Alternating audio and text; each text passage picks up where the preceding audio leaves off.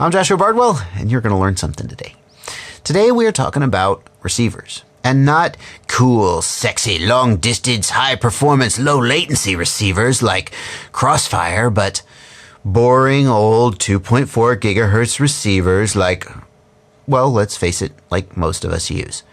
And we got a new FrSky receiver to look at today. And it might just dethrone the RXSR as my favorite FrSky receiver. Stay tuned.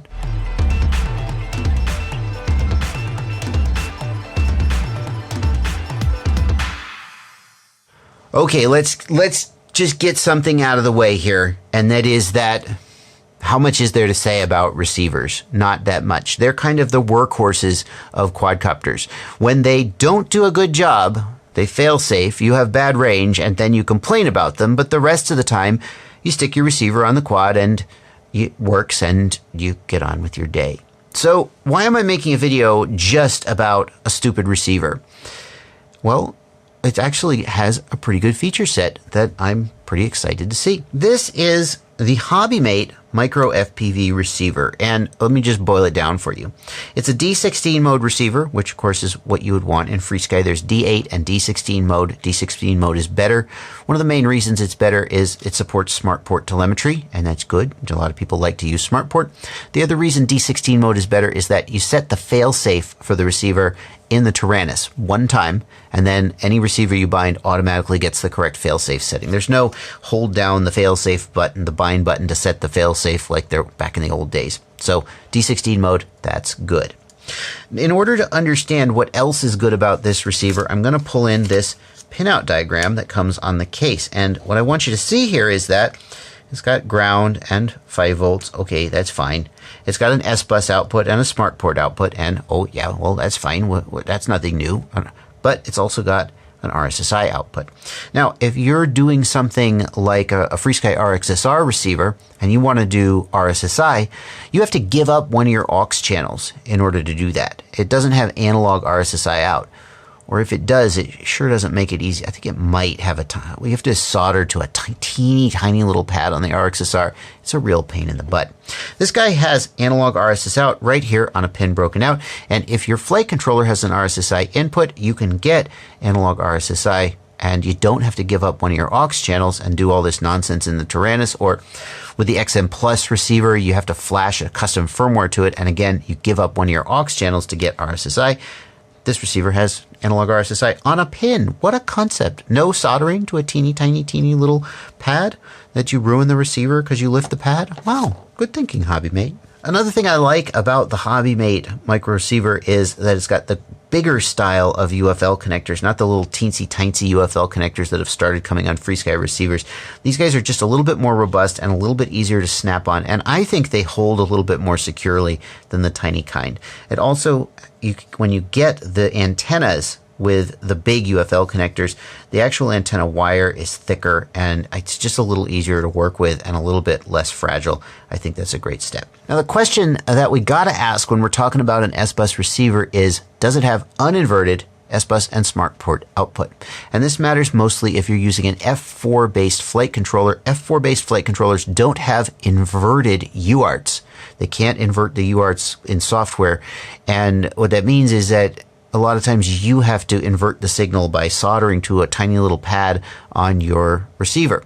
If you have an RXSR, they actually have broken these pads out for you, and it's very, very easy for you. Well, some people find it challenging to solder to the tiny pads, but it is very doable. It doesn't look to me like this guy has uninverted pads for you to easily get at the uninverted S-bus and SmartPort signals. So if that's the kind of thing you were going to need to do, you might not be able to do it, or you might end up soldering to a teeny tiny little pin on one of these little ICs here. I'll have to check with Hobbymate to see. That might be a reason to stay away from this guy if you know that you're going to need to get at that uninverted SmartPort or S-bus signal. If you're using an F7 flight controller, though, it doesn't matter. They can do the inversion automatically, and you could just use this on any UART that you like. So then we come to the final question. As always, should you buy it? And it's a pretty easy question to answer if we compare the Hobbymate micro receiver to the current sort of go-to FrSky receiver, the RXSR. The Hobbymate is slightly larger, but it's not that much larger. Unless you're trying to put this in like a really micro-sized quad, the size difference isn't really going to matter. They both have a plug header, very nice, so it's easy to change them without soldering if that's what you need to do. The two things the Hobbymate really has going for it are the larger UFL connector with the heavier coaxial cable for a little bit more durable antennas, and the analog RSSI output, so you get RSSI without having to give up an aux channel. The two things that I think would make you pick RXSR are, number one, that it has uninverted SmartPort and S-Bus pads. They're a little bit difficult to solder to for some people, but if your soldering skills are up to snuff, it's not too hard, and it's way easier than soldering to one of the tiny little legs of a IC like you have to do with some other receivers. Now that's only going to matter if you're using an F4 flight controller, and if your F4 flight controller doesn't have an inverter for SmartPort, for example. Many of them don't. If you're using an F7 flight controller, none of that matters because the F7 can always do inversion in software. The other thing that would make you pick an RXSR is if you're using an F7, you probably want to use the F-port firmware. Now I've got a video about what F-port is and how to put it on your receiver, but the short version is that F-port does telemetry and control and RSSI using a single UART.